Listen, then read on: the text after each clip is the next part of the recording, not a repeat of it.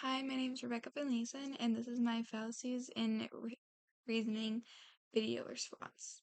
The introduction says there are logical uh, fallacies all around us. Fallacies use the media, politics, advertisements, movies, etc. in order to make informed and critical decisions about what you see and hear.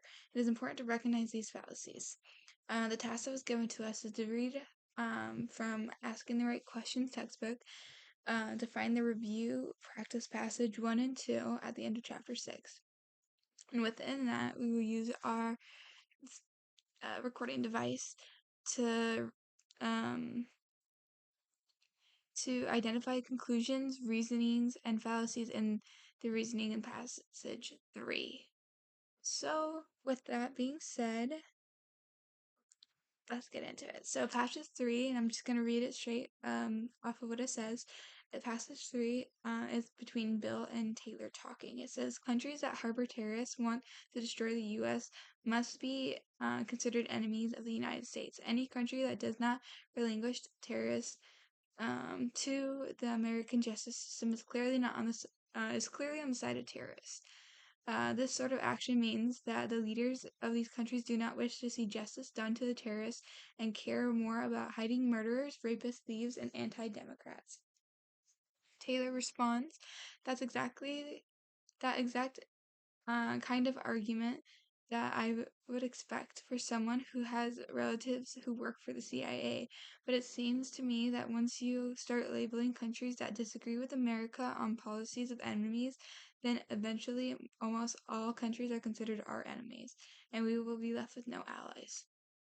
So after reading this passage, I wrote that the conclusion is that countries who do not turn over terrorists to the American justice system is considered enemies of the United States. That's kind of what I got from it. And the reasonings for this is because it states that like countries that harbor terrorists is siding with them. Number 2, refusing to hand over terrorists prove that these countries don't want the justice. And number 3, it shows that the governments care more about hiding the criminals than actual democracy and the justice system. And then from Taylor's response, labeling these countries that disagree with the U.S. policy as enemies could lead to the U.S. being isolated globally. So, yeah. Policies in reasoning. It's a false dilemma. In Bill's argument, he presents only 2 options.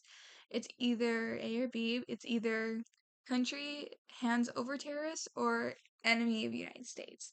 This ignores the complexity of the international diplomacy and the possibility that the country might have legal or political reasons for it with actions without being hostile towards the U.S. Bill also commits a hasty generalization by assuming that any country that does not comply with America's demands must support terrorism, and that's not the case. It's kind of the reasoning overgeneralizes that and doesn't consider other motives to the facts. He also uses emotive language by labeling the country's leaders as protectors of murderers, rapists, and thieves and anti-democrats, which attempts to provoke anger and fear of instead of providing real evidence, because those are like big words. Like when you know it's automatically bad by hearing those words. And then on Taylor's side, Taylor's response to Bill contains a subtle ad hominem fallacy. Instead of focusing on Bill's argument, she attacks his credibility by pointing out that he has family in the CIA, implying that his background is biased. Also, he makes a slippery slope fallacy by suggesting that labeling a few countries as enemies will eventually lead to the U.S. having no allies at all. This conclusion isn't necessarily supported and jumps too far ahead without enough evidence. So, yeah, those are the reasoning to the fallacies, and yeah, it's really hard to come to those conclusions without fallacies. Yeah, that's it.